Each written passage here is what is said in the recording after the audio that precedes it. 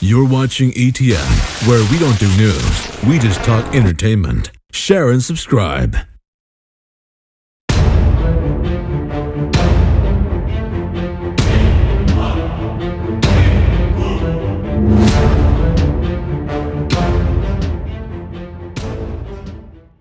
Hey guys, welcome to Entertainment Talk Nation. This is Rob. This video, we're going to continue the March to the King series. We are still on the Millennium series, but we're at the final stage. We have one more movie left to go after this review, being Final Wars. This video, we're going to review Godzilla Tokyo SOS. Yes! So, been a long time since I've seen this movie, and a lot of people after my last review said, hey, you know, this one's a lot better. The last movie was a build-up, and I would have to agree. Very good assessment. The only thing I remembered about this movie when I watched it was basically all the fighting. Back in the day, when I bought all these movies and I started watching them, I did the same thing I did as a kid. I would get the movie, put it in, forward past all the dialogue, all the story, and just go straight to the fights. So this has been a great experience for me to go back and watch all these movies, because, you know, if you review a movie, gotta watch the whole thing, right? And I gotta say, this story is a little better. Overall, I enjoyed this movie. This GMK and Godzilla 2000 are probably the three movies I like in the Millennium series so far. I will say in advance, I did like Final Wars when I saw it, just because it was the last one probably, but once I go back and I look at that movie again, I'll give the full review next week. But I would say so far this is probably my favorite one in the series, the Millennium series, that is. Yeah, even better than GMK. GMK for me was good. I love the fighting. I love the badass Godzilla. But this one to me seemed a little bit more complete from beginning to end. I like the continuity, going back and revisiting a character from a Showa series, as well as the infants. Or excuse me, not the infants, Infant Island and the fairies, going back and talking about Mothra destroying Tokyo. So that instantly won me over right off the bat from the beginning of the movie.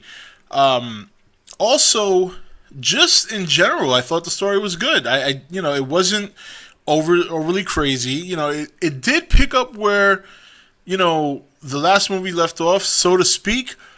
But you didn't get the whole Godzilla bone thing shoved in your face outside of the whole, you know, the fairies basically telling the human race to return Godzilla to the sea.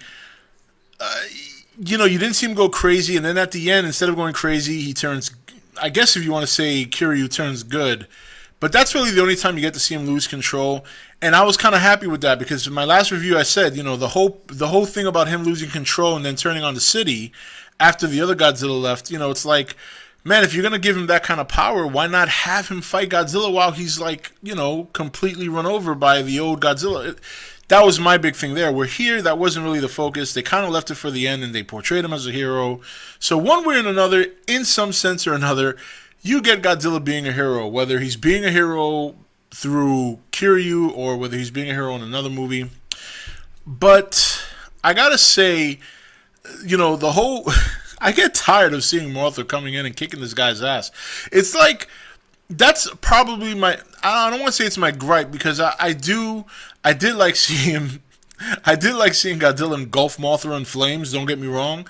And then I guess the whole Mothra larvae with the red eyes, I guess that's their way of getting upset. So instead of a roar, or instead of going nuts and losing their control, and their eyes turn red.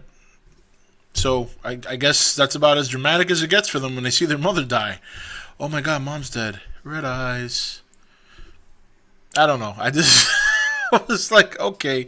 So, but still, like, after that, they started the whole, you know, this side is one larvae shooting up silk.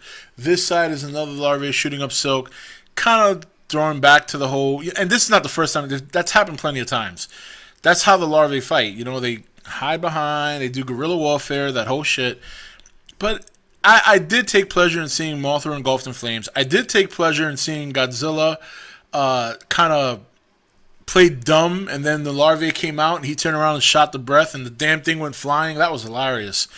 So, but it's not that I hate Mothra, but damn, that's like the one monster Godzilla can almost never beat. And it's not like the monster kills him; they just subdue him with that white shit, that silk.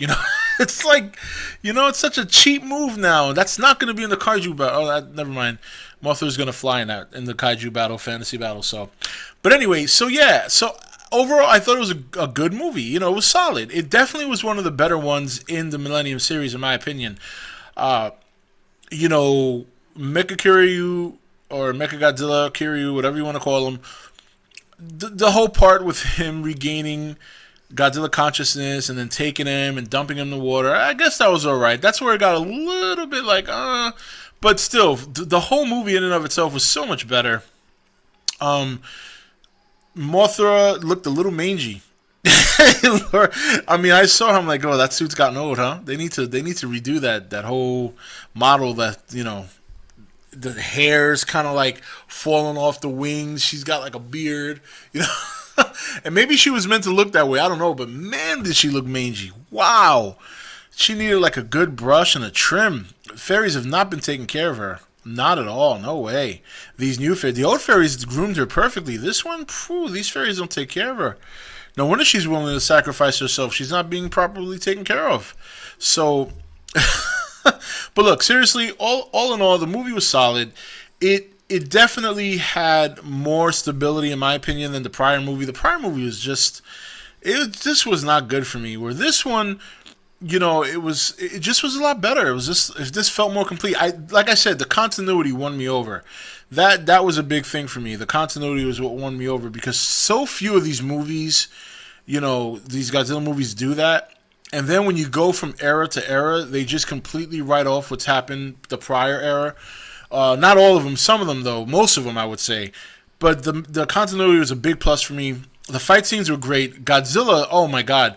When he tripped Kiryu and Kiryu started falling face first and he just looked up and bam, right in his face and got his eye out. Good stuff. The fighting was great. It was definitely a lot better in this movie. So it was good. This one was a good one. I have to say, this is probably my favorite one in the Millennium series so far, with GMK being right behind it, and then Godzilla 2000. Megaguirus and Godzilla against Mechagodzilla just didn't do it for me. So that's it. Godzilla Tokyo SOS. I gave it a plus, man. It was a good movie. Not too bad. Was pretty impressed with this one. One thing I gotta say though before I go, these whole guys that control Mecha Kiryu or Mecha Godzilla, whatever, or that control Mecha Godzilla back in the Heisei series, and I'm still trying to figure out what kind of benefit does martial art training have to do with them flying a ship. Like, he's when he's and I don't remember the characters' names once again, but when the mechanic was probably the main character, the one that's in Kiryu at the end, and then the other guy who's part of the flight team, they had that little rivalry going on, and he's like bullshitting to the mechanic like, I'm the greatest fighter and this and that. I just don't understand what that has to do with flying a ship. Like, I don't know. Maybe it's a reflex thing, like, since I can move fast, I can press buttons fast. I don't know.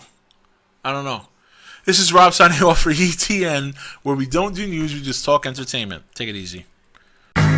Thank you for watching E.T.N. Don't forget to subscribe and join the Nation Facebook page.